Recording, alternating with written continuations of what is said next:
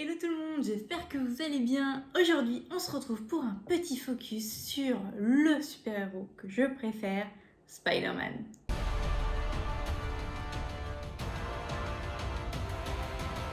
La bande-annonce de 2021 est enfin sortie, Spider-Man No Way Home. Et qu'est-ce qu'elle était folle cette bande-annonce! Si vous ne l'avez pas vue, je vous autorise à quitter cette vidéo, aller la voir et revenir immédiatement. On ne présente plus Spider-Man, ce fameux super-héros qui a été mordu par une araignée.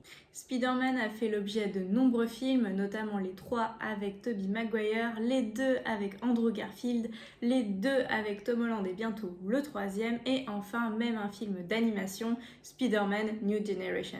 Avec les 2 derniers films à propos de Venom, on arrive à 10 films sur l'univers de Spider-Man. C'est pourquoi, à l'occasion de la sortie de ce nouveau film avec l'introduction du multiverse, j'avais envie d'aborder ensemble 10 anecdotes sur ce que vous ne savez pas sur Spider-Man. Saviez-vous que vous avez échappé à un super-héros avec une tête de mouche? Et oui, à la base, Stan Lee a été inspiré par une mouche. Durant sa réflexion pour créer un nouveau héros, en fait, une mouche s'est tout simplement posée sur un mur et Stan Lee s'est dit mais pourquoi ne pas proposer un héros qui ferait pareil, un humain qui aurait les mêmes capacités? Vous imaginez? Alors pourquoi est-ce que Spider-Man n'a pas cette tête-là? Eh bien, au moment de trouver un nom pour ce super-héros, la tâche s'est révélée vachement plus compliquée que prévu.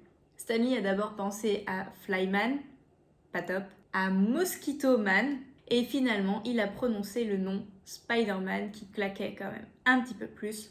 Ouf.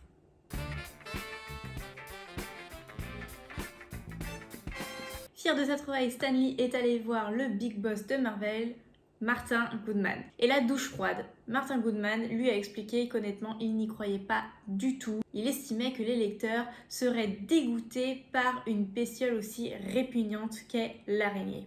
Un brin arachnophobe peut-être. Qu'à cela ne tienne, Stan Lee tente le coup et il introduit donc son bébé à la page 15 d'Amazing Fantasy en 1962 et là, victoire. Le public accroche et l'année d'après débute la publication d'un comic 100% dédié à Spider-Man, The Amazing Spider-Man. On remercie Stan Lee. Saviez-vous que Sam Raimi, pour dénicher les meilleurs spécimens d'araignées, a réalisé un casting pour les araignées? De nombreuses candidates lui ont été présentées, notamment un spécimen venu de Nouvelle-Zélande qui a nécessité une autorisation pour entrer sur le territoire américain. Une vraie starac pour araignées.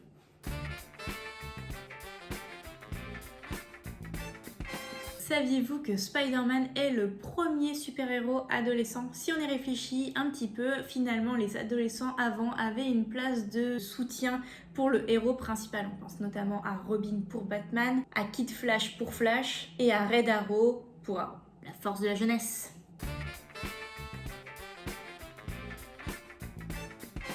Petit moment love, je pense que vous l'avez remarqué, mais tous les acteurs ayant interprété Spider-Man sont tombés amoureux à la fois devant la caméra, mais derrière la caméra de leur partenaire féminine. Tobey Maguire a d'abord eu une courte relation amoureuse avec Kristen Dunst entre le premier et le deuxième film Spider-Man. Kristen Dunst qui interprétait le rôle de Mary Jane. Ensuite, Andrew Garfield est tombé amoureux d'Emma Stone qui interprétait le rôle de Gwen. Et aujourd'hui, Tom Holland est en couple avec Zendaya qui interprète le rôle de Michelle Jones, d'MJ.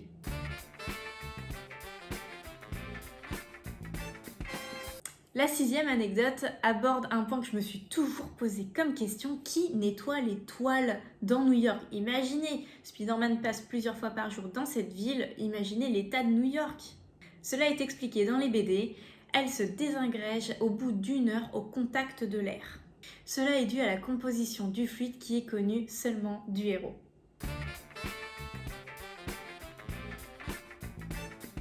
On a échappé à Flyman, à Mosquito Man, mais imaginez Michael Jackson dans la peau de Spider-Man. En tant que grand fan, le roi de la pop a désespérément cherché à interpréter ce rôle, à tel point que quand Marvel a eu des difficultés financières dans les années 90, il a tenté de racheter les droits du super-héros et même de racheter tout Marvel entier. Aucun accord n'a jamais été conclu avec la star et c'est finalement Tobey Maguire qui interprétera le rôle en 2002.